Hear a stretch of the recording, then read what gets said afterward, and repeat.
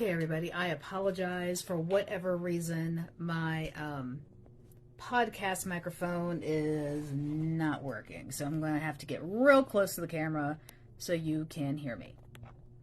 So, excuse me, I just got off work. I'm a little rough, right now. So, what I was saying, first off, this is Rebecca with Red True Crime, and thank you for joining me on this evening. So, the last revelation I gave was a pretty big bombshell. And I know everyone has been asking me what's going on with the shoes. And all I can tell you is I have no idea what's going on with the shoes. Not a clue. I've not heard anything. And it'd probably be a little while before I do hear anything, to be perfectly honest. So, that's it with the shoes. You can stop asking about the shoes. But I have more information. And it's about our favorite baby daddy, Smoke. Hi, Smoke! Also known as Charles Lindsay, also known as Gamal McIntyre, also known as who the hell else, what other names he has. However, he, his name keeps popping up in places. So let me explain where and how. When we do any searches on any of the addresses that have been provided to us, his name pops up everywhere. Like the house that I was given the address to in Trinity. It pops up there. Sarah Carmichael's house in High Point, his name is tied to that as well. And a few other places. But what's interesting is the house in Trinity is exactly 7 minutes away from where Tasha Poplin lives. And the witnesses that came forward to talk about this large ice chest that was trying to be lifted up into a back of a truck, they said it was a white truck. Guess who has a white truck? Or had a white truck at that time? Tasha Poplin. It belonged to Victor. It was Victor's truck. So, there's that. So Tasha lives in Trinity. She lives 7 minutes away from the address on Wildwood Road in Trinity that I was sent to investigate. And we have Smoke being tied to that address on searches that we do. And that's crazy. So let's look at Smoke. Smoke made life difficult for Marissa. Smoke also was obsessed with her and got angry whenever she did anything, And we know Marissa was a very spirited woman, because she was very popular. Let's say that. I don't want to go into all her sexual adventures, but she was popular. However, I digress. I truly believe on the night that she went missing and she lost her phone, she called Smoke. But we also have been told that Smoke was paying Tasha to follow Marissa around.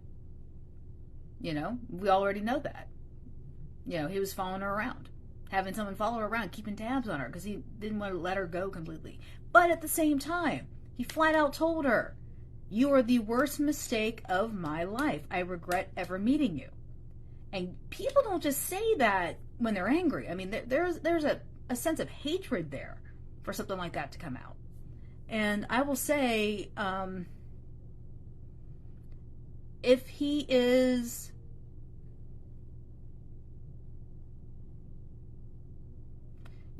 I will say, I'm getting questions, I'm sorry. Faith said, what if he got mad she was around calling from another man's phone? That's a good point, Faith. So let me go into that. So let's just say he was already keeping tabs. He already made life difficult. He didn't like the fact that she was with other men. These are all things that we've been told. These are all things that are true, as far as I know. So if he is paying Tasha to keep tabs on her, he knew where she went that night. She gets abandoned, gets into Sean's car, calls from his phone. We don't know what numbers she called. We don't know who else she called. All we know is that she called her stepdad's phone to get a hold of Naja, and we know that she called Sarah Carmichael's phone. Those are the two phone numbers we know officially that she called from Sean's phone. Outside of that, we don't know who else she called. So let's throw out there that she called Smoke and said, "Hey, I need money, I need help, I need something." And he shows up. Snaps, kills her. And now all of a sudden, gotta clean up a mess. Now, we have two people that went over to Smoke's house a day or so after Marissa went missing, and they said they witnessed him putting a very large ice chest, into the back of a truck. Now, Smoke doesn't own a truck, but Tasha's ex, Victor Martinez, does, a white truck. And they said it was a white truck. So you take the white truck, you put it at Smoke's house. They said it was so heavy it took like 3 people to lift it into the truck. I mean, you could fill that thing with ice. It does not take 3 people to lift that into a truck. So I'm going to let you make your own best guess as to what was in that ice chest. Again, I give this information to the police. I have no idea they're acting on it. So, ball's in their court as to whether or not they want to do anything. But Smoke, if you ever want to come on here and talk to me, let me know. I'll be glad to, have a conversation, do what we need, let you talk and say your side of things. But I truly believe you were involved in her disappearance, my dear. You're an angry-looking man, and every person that has talked about you to me and to anybody else that I'm involved with has made it clear that you're a scary dude, you're crazy, and dangerous. So, none of this helps your case if you've got these people talking about you like that. So, all I'm going to say is this. Fess up. Come clean. Any of you that helped him with this, fess up, come clean. Because it's not going to do you any good. Because the walls are closing in. Time is running out. They always say the first person to confess gets the best deal. So who is that going to be? To Smoke, you can go ahead and kiss your kids goodbye. That's not happening, man. You're not getting them back. Any judge that would hand children over to you would be a sorry son of a bitch. I'm going to say that right now. And, like I said, we know things. We know that you beat on her. We know you beat on the kids. And you've got an interesting criminal record. And all these things point to somebody with no morals, no emotion, and somebody who just probably takes pleasure in causing pain to other people. So, again, I understand why you've not been questioned further.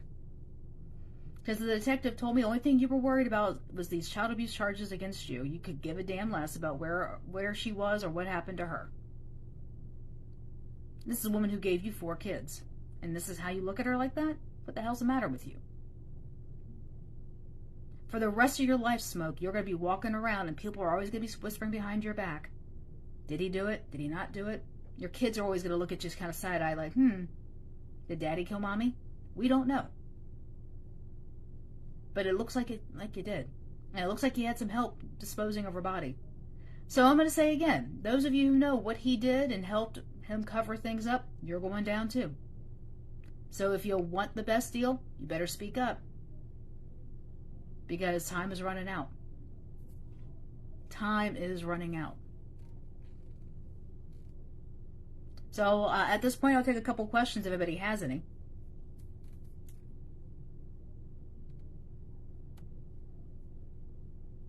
Also, I'll take this moment also to call out Sarah Carmichael. So Sunday was Mother's Day. And she didn't do any type of Mother's Day post about her daughter, who had 5 kids. So what's up with that, Sarah? And why are you going out to a hippie festival to go have a party? If you're well enough to go to a hippie festival and hang out, why can't you go look for your daughter? Why can't you be honest with the police about what things she was up to? Why can't you just be honest in general? I mean, come on. What kills me is that you're like 6 years younger than me, and you act like you're 20 years younger than me with your maturity level. That makes no sense. You're a freaking grandmother. Why are you hanging out at a hippie festival? I don't get that at all. And, yeah, I believe Sarah knows Smoke killed her. I believe she does. Because that makes sense. Why she's not talking about her daughter other than reposting the same Facebook thing every day. Every person that has come forward with information has made it clear that Sarah has all this is fake. Her emotion, everything about her daughter missing is fake. And Sarah's, I mean, God help her, because she's gonna lose everything.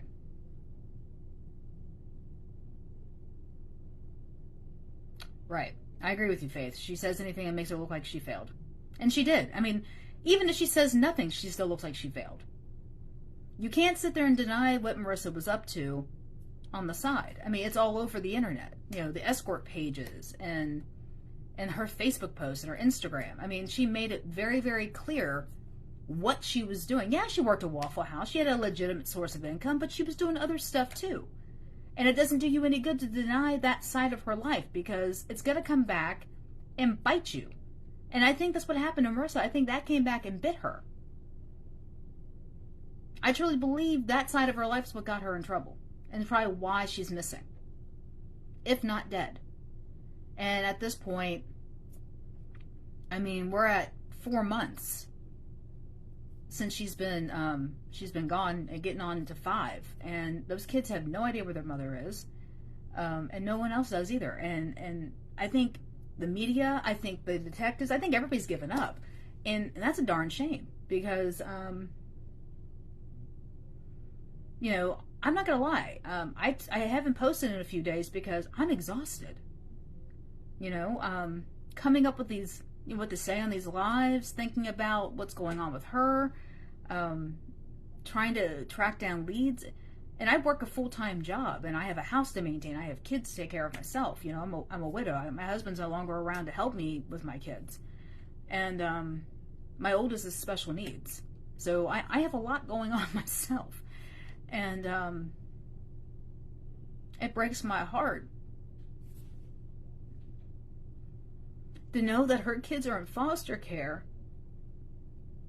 and they'll never know where their mom is unless somebody does something. And yeah, I mean, I'm sorry, I don't mean to get emotional here, but it's just... Hi, Catherine. The shoes, I'm still waiting on confirmation of whether or not they're hers and what other information they find. They found shoes. They're suspecting they're hers, but I have not gotten confirmation of that. But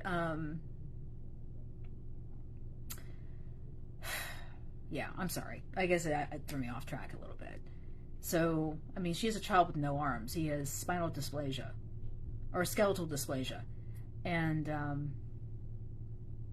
that little boy's already going to have a hard life. I cannot even imagine him doing that without his mom.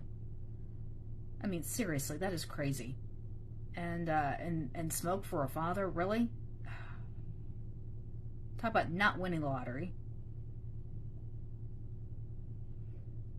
And I actually had somebody not come at me, but make the comment, why am I talking about Marissa's sexual exploitations and whatnot? And because she has kids, she has small kids. But my thing is this, I'm not talking about something that's not already out there. I explained that to that person. I said, you just do any little basic search, you're going to find what she was up to. Marissa was very, very open and, you know, out there with what she was doing with her sexuality. She had, and I mean, lots of pictures, lots of very scandalous looking photos, and she didn't care who saw them. So, you know, that was a choice she made a long time ago, you know, with kids.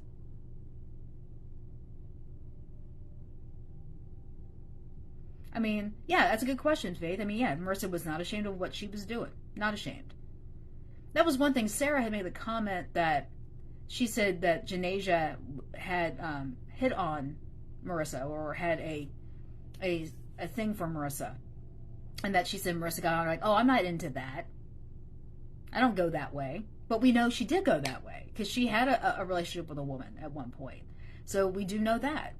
So it's really like Sarah's trying to portray Marissa like this cookie cutter, cookie baking mom that so was not her. And there's nothing wrong with that, but just be honest about who she is. because you never know admitting that truth where that'll take you to find her. So that's all I'm saying. Is just let people speak the truth. Just because they're talking about what she did does not mean we're, slandering her. It's not slander. It's true. It's part of who she is. So what's the problem with that? But I'll be glad when the day comes that we find out what happened. Hopefully it's soon. I'm not sure how much more I can do. I'm not sure how much more the team I work with can do. We're all getting tired and frustrated. And we're tired of people calling us liars, tired of people coming at us. I know I'm tired of people calling me a liar. And that gets old really fast. And my kids think I'm doing this because I'm having a midlife crisis. And I'm like, I don't know about midlife crisis. Usually when a woman has a midlife crisis, she dates a man that's like 20 years younger than her, and I haven't done that. So I think I'm safer doing a YouTube channel. But anyway, but that's all I have for right now. I truly believe Smoke disposed of her body in an ice chest, and we gotta find that ice chest if we can. And but I think X marks the spot in Trinity. I think that's where she is, and I think Smoke did it, and I think he had help, and I think that involves Tasha, Victor. I think Naja knows what happened. Sarah definitely knows what happened. And I think Jersey's just a patsy. And I will say this. Sean Ilili, even though he's been ruled out as a suspect and he's been deemed a witness, I've been thinking about this. She got in the car with him around 3:45. She was making calls from his phone around 5 in the morning. Where did they go for over an hour? That's what I want to know. And why did they go driving around for over an hour and then him drop her off across the street from the gas station at Cumberland Courts? He could have had her back at High Point and out of there.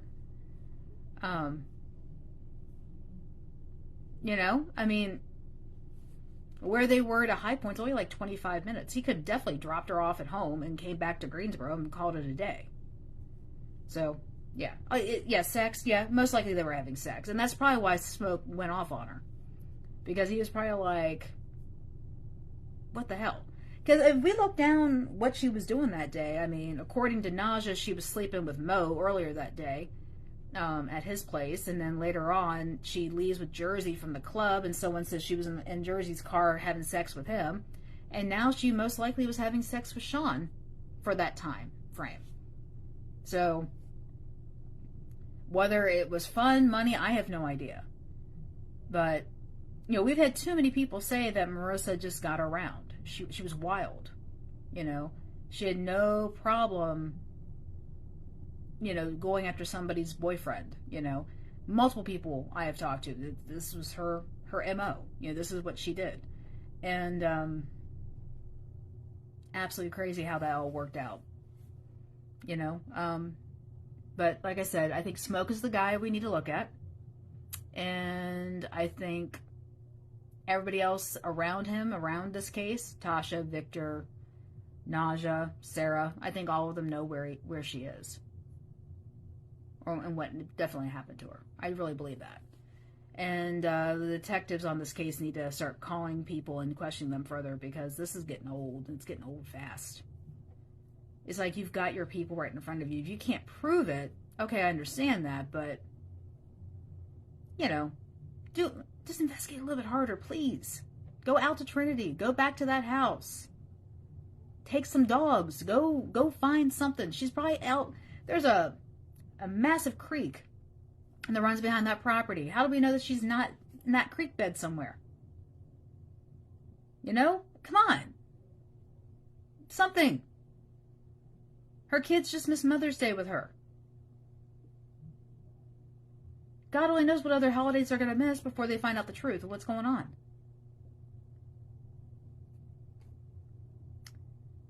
Well, I've done my rant for the evening. Thank you all for tuning in. And thanks for the questions and the comments. I appreciate it. And If you have any other questions or comments, let me know. But definitely go to my YouTube channel, Red True Crime. Subscribe, like, comment, share, criticize, whatever you guys want to do. That's where you go to do it. And I'll be back on here when I have more to say. But right now, that's all I got. And crazy how this is working out. But again, thank you again for tuning in. Be weird, be rude, be safe, and have a great evening. And thank you again. Rebecca with Red True Crime. I'm out. Bye.